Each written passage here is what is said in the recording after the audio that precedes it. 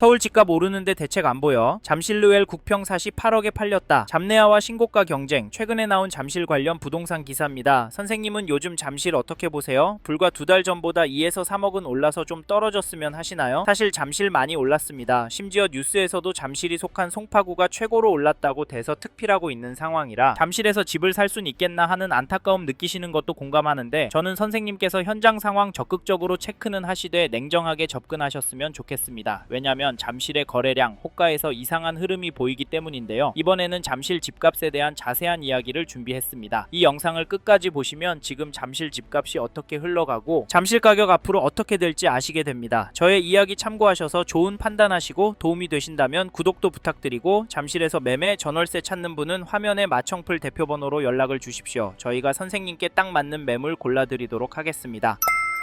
사실 이번에 잠실 집값이 하락할 수도 있고 사람들의 우려보다 덜 상승할 수도 있을 것 같습니다. 그 이유가 잠실의 수요가 분산되는 흐름도 보이기 때문입니다. 이에 대한 예를 전세 시장에서 찾을 수 있는데, 공급 부족하다고 전세 폭등할 거란 이야기 많이 들으셨을 겁니다. 근데 생각보다는 많이 오르진 않고 있는데요. 왜냐면 전세 수요자가 매매 수요로도 넘어가고 저렴한 전세까지 있는 동네로도 넘어가기 때문입니다. 잠실에서 전세 살던 분이 저렴한 남양주 덕소역 쪽으로 넘어가고 있고, 멀리는 양주 옥정신도시까지도 이사 가시고 있습니다.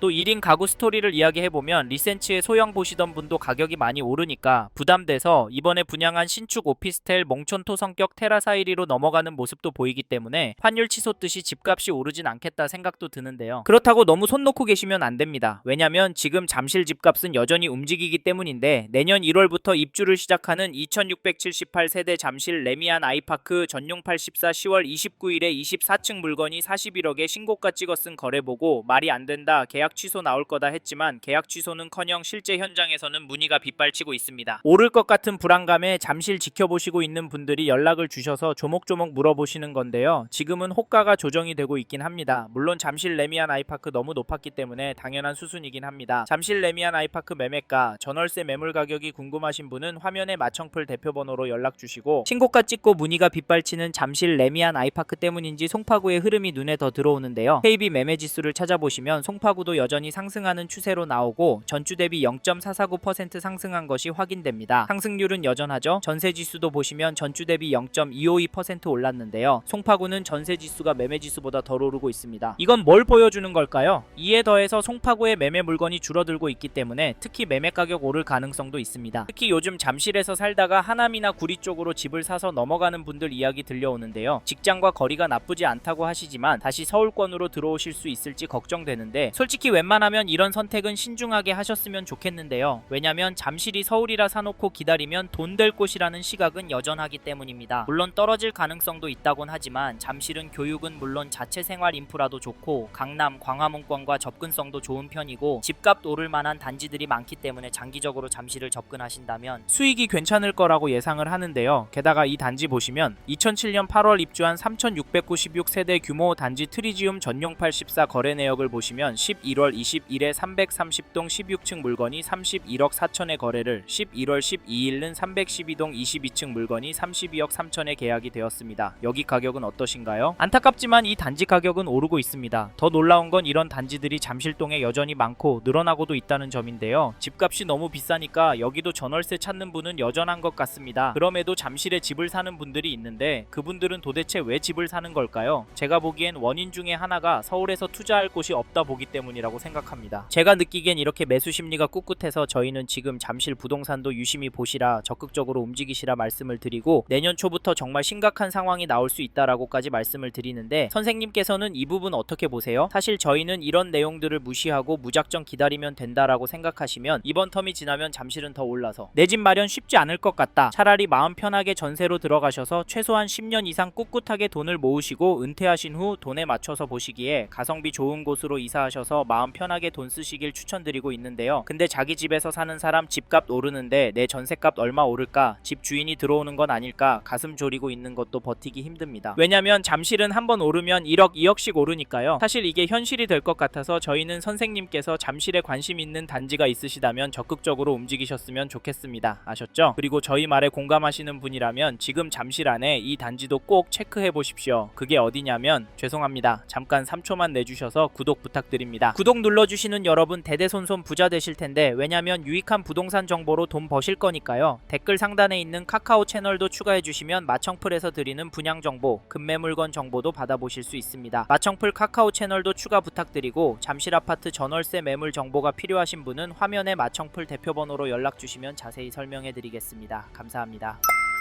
2008년 7월 입주한 잠실동의 리센츠 아파트를 보시면 11월 28일에 전용 84, 201동 20층 물건이 36억에 신고가 계약이 되었습니다. 11월 19일에는 247동 21층 물건이 25억 7천에 도장을 찍었는데요. 이 단지 가격 어떻게 보십니까? 저는 오르고 있다고 보여지는데요. 사실 가격도 중요하지만 대책 발표 후 잠잠했었지만 다시 거래가 터지고 있다는 점 놓치시면 안 됩니다. 10, 15 대책 발표하면서 토허제의 규제 지역으로 묶여서 대출 금액도 많이 줄어서 잠실 아파트도 떨어질 거라고 예상했지만 잠깐 주춤하는 모습을 보이더니 되려 오르고 있습니다. 이게 팩트인데 좀 더 기다리는 게 좋을까요? 사실 저희 채널에서 다뤘던 강남구, 서초구 영상에서도 보셨듯이 윗동네는 보란듯이 신고가 나오고 있습니다. 이런 상황인데 잠실이라고 싸게 내놓을 집주인이 나올까요? 나온다고 해도 팔아서 어디로 갈까요? 서울 안에 인기단지나 상급지로 가려고 할 텐데 이런 곳들은 더 올라서 고민이 많을 겁니다. 그래서 저희는 매도세가 약해질 확률은 낮다고 봐서 여기 리세츠 아파트 잡으실 분은 지금 움직이시는 걸 추천드리고, 이 단지 전세가도 살펴보면 12월 3일에 210동 15층 물건이 12억 5천에 거래가 나왔는데요. 전세가는 확실히 오르고 있습니다. 하지만 중심축이 약간 움직이고 있지 엄청난 상승은 아니어 보이는데요. 그래도 이번 이사철 때 더 오를 것 같긴 합니다. 왜냐면 전세 매물이 부족하기 때문인데요. 현재 등록된 물건은 40개가 넘긴 합니다만 여기가 5,500세대인데 전세 물건 비율이 너무 적고 숫자는 적지만 가격대가 13억 넘는 물건들이 많아서 가격이 더 오를 것 같습니다. 참고로 현재 나와 있는 리센츠 매물 정보가 필요하신 분은 화면에 마청풀 대표번호로 연락 주십시오. 다시 돌아와 지금 매물도 적고 가격도 거래가보다 높은 상황인데 리센츠의 전세가가 떨어질 수가 있을까요? 사실 이제 수능이 끝나서 강남의 학군지부터 전세 극성수기를 맞이할 예정인데 겨울방학 시즌에 얼마나 오를지 가늠이 안 됩니다. 강남구가 큰 폭으로 오르면 시간차를 두고 잠실도 결국에 오르니까 이번에 잠실에서 전세 구할 생각하시고 계신 분이라면 서두르시길 바라겠고, 참고로 매매 호가를 살펴보니 이 단지 매매 물건은 넉넉한 편입니다. 하지만 평균 호가는 최근 거래가보다는 낮네요. 그래서 개인적으로 당분간은 최고가 거래가 나오긴 힘들 것도 같습니다. 그래도 평균가는 올라갈 수 있다고 보는데 이런 상황에서 어떻게 하는 게 좋을까요? 네, 내년부터 떨어질 거라고요? 5억은 떨어져야 맞다고요? 네, 그럴 수는 있습니다. 하지만 저희는 조금 다른 입장인데요. 사실 잠실의 경우도 규제가 있습니다. 이번에 토허제에 묶여 있어서 실거주를 해야 하고 규제 지역으로 묶여서 대출도 줄어들었습니다. 이 말은 투자금이 제법 필요하다는 말인데요. 솔직히 이래서 전세가 더 마음에 들어오는 것도 사실입니다. 크게 오르지 않는다면 가성비가 너무 좋으니까 말이죠. 그래도 저희는 잠실 들어가실 수 있는 분은 지금 놓치면 힘들 수 있다고 말씀드리고, 현장의 이야기들과 심리를 종합해보면 개인적으로 계속 오를 거라고 봅니다. 게다가 거시적인 흐름, 통화량, 인플레이션, 환율, 주택 공급까지 자산이 상승할 거라는 모습을 보이고 있습니다. 그래서 저희는 서울 잠실 아파트가 감당이 되신다면 전세보다는 매매를 더 추천을 드리고, 특히나 인기단지나 신축단지 위주로 접근하시면 좋을 것 같다는 의견을 드립니다.